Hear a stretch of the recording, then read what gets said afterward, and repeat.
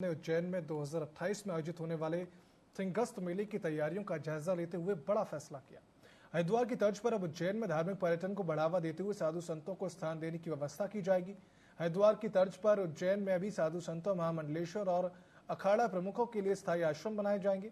मुख्यमंत्री ने कहा कि उज्जैन विकास प्राधिकरण के माध्यम से इस योजना को अमल में लाया जाएगा, जिससे कि साधु संतों को मेले के दौरान स्थायी सुविधाएं मिल सके। सीएम यादव ने आगे बताया कि अगर कोई संस्था स्कूल, कॉलेज, अस्पताल, धर्मशाला या वृद्धा आश्रम शुरू करना चाहती है तो उसका स्वागत है, लेकिन प्राथमिकता साधु संतों के आश्रमों को ही दी जाएगी। मुख्यमंत्री डॉक्टर मोहन यादव ने यह भी कहा कि धार्मिक नगरी उज्जैन में श्रद्धालुओं का आवागमन बढ़ा है। 5 करोड़ से ज्यादा यात्री अब दर्शन के लिए उज्जैन पहुंच रहे हैं। उज्जैन विकास प्राधिकरण के माध्यम से प्रदेश सरकार ने एक कार्य योजना तैयार की है और इसके तहत सभी 13 अखाड़ों के महामंडलेश्वर, संत, महंत और प्रतिनिधियों के लिए आवश्यक भूमि उपलब्ध कराई जाएगी। यशस्वी प्रधानमंत्री के महाकाल के महालोक 2 के लोकार्पण के बाद जिस प्रकार से हमारे श्रद्धालुओं का आवागमन बढ़ा है, खास करके धार्मिक श्रद्धालुओं का एक नया लोक बना है और लगभग 5 करोड़ से ज्यादा धार्मिक यात्री हमारे उज्जैन आ रहे हैं। उज्जैन के सभी देवस्थानों के दर्शन के अलावा उज्जैन में बहुत सारी घटनाओं से, बहुत सारे कारण से लोग अपने आप को पूरे देश के और दुनिया के लोगों का आवागमन का फ्लो बढ़ा है। ऐसे में साधु संत भी बड़ी संख्या में अपना आश्रम बनाकर उज्जैन में रहते ही हैं, लेकिन अब उनके लिए भी आने वाले समय में हरिद्वार की तर्ज पर उज्जैन में एक पूरा धार्मिक पर्यटन को बढ़ावा देते देते साधु संतों के भी स्थायी आश्रम को उज्जैन में जगह दिलाने का, उनका अपना सभी प्रकार के साधु संतों के साथ उज्जैन की भी गरिमा गौरव बढ़े, इस दिशा में सरकार ने काम प्रारंभ किया है। और ये बात तो सही है कि उज्जैन की तो पहचान ही साधु संतों के साथ में है।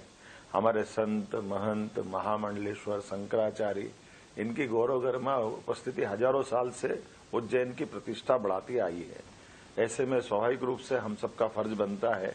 विकास के मामले में हमारी सरकार उज्जैन में साधु संतों के लिए परमानेंट एक तरह से धार्मिक नगरी का कुछ हिस्सा उनके लिए भी पूरा बनाया जाए। इसीलिए उज्जैन विकास प्राधिकरण के माध्यम से मध्य प्रदेश सरकार ने एक बड़ी योजना उज्जैन के लिए बनाई है, जिसके कारण से उज्जैन में हमारे 13 ही अखाड़ों के सभी महामंडलेश्वर, संत, महंत, अखाड़ा के प्रतिनिधि अगर भूमि चाहेंगे तो हम पर्याप्त भूमि उज्जैन में उपलब्ध कराएंगे और वो अपना आश्रम स्वयं बना। इसके लिए हम उस आवश्यक रूप से मूल इंफ्रास्ट्रक्चर पे काम कर रहे हैं, जैसे सड़क, पुल, नाली, बिजली और आवागमन के सभी मार्ग उज्जैन से जाने आने वाले 4 लेन, आवश्यकता पड़ेगी तो 6 लेन और इस प्रकार की सुविधा जुटा रहे हैं, जिसके कारण से धार्मिक पर्यटन के लिए उनके साथ में आने वाले भक्तों को भी कोई कष्ट नहीं हो। और योजना भी इतनी अच्छी प्रकार से बनाई गई है कि 1 हेक्टेयर की भूमि में केवल 25% स्थायी निर्माण वो कर सकेंगे, बाकी हमारा 1/3 हिस्सा खाली रहेगा, जिसमें वो पार्किंग वगैरह की व्यवस्था पर्याप्त रूप से की जा सके। हम उम्मीद कर रहे हैं कि जैसा हरिद्वार में जब कुंभ मेला का आयोजन होता है तो वहां अधिकांश साधु संत, महामंडलेश्वर अपने अपने आश्रमों से उस पूरे कुंभ में अपनी उपस्थिति दर्ज कराते हैं या सभी गतिविधियों को संचालित करते हैं। आज हमारे यहाँ 2028 में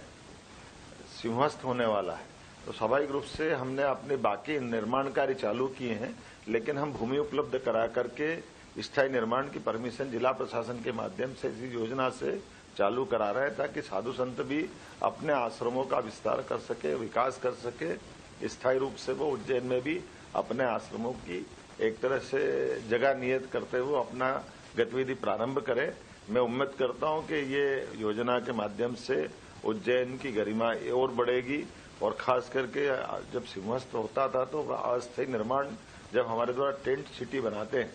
तब आंधी, तूफान, बारिश के कारण से हर बार टेंट उड़ जाते हैं, बाद में तकलीफ आती है या टेम्परेरी एक्विजिशन करने के कारण से कई सारे कष्ट आते हैं, जिसमें ड्रेनेज की सिस्टम बिगड़ जाता है, आने जाने के मार्ग, काली मिट्टी की जमीन होने के कारण तकलीफ होती है। वो सारे कष्टों से निजात मिलेगी। अभी पक्के रोड बना करके ये पूरा एक तरह से नया नगर बनाने का एक हमने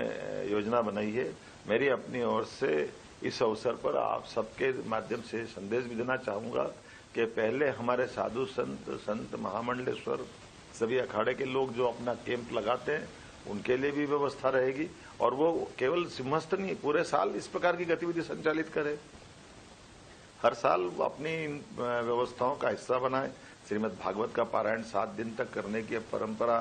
सी बनी है, और कई सारे लोग अपने अपने आश्रम में, आज भी स्थिति है कि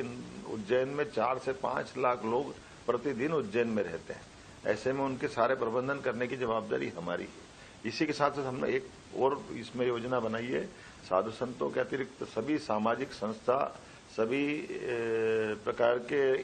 इन तरह की गतिविधियों को संचालित करने वाले सनातन धर्मियों के लिए भी पर्याप्त रूप से भूखंड हम रखने वाले हैं, ताकि यहाँ धर्मशालाएं, अन्न क्षेत्र या अपनी इस प्रकार की गतिविधि जो हमारे इस सनातन धर्मी व्यवस्थाओं में आवश्यक होती है, उनके लिए धर्मशाला वगैरह बनाने के लिए स्कूल, कॉलेज, हॉस्पिटल या जन सेवा के वृद्धाश्रम या जो इस प्रकार के काम करना चाहे, जो जनहितैषी काम है, समाज हितैषी काम है, इन सबके लिए भी पर्याप्त भूमि का प्रबंधन हमने किया है। हमने इसमें कल्पना की है कि इस पूरे क्षेत्र में किसी भी हालत में निजी या कमर्शियल गतिविधि को हम नहीं करने देंगे। इसका हमने प्रतिबंध रखने के भी प्रावधान किए हैं। लेकिन ये धार्मिक गतिविधियों को बढ़ावा देने की दिशा में मध्य प्रदेश सरकार बड़ा कदम उठा रही है। मेरी अपनी ओर से इस योजना की आप सबको बधाई।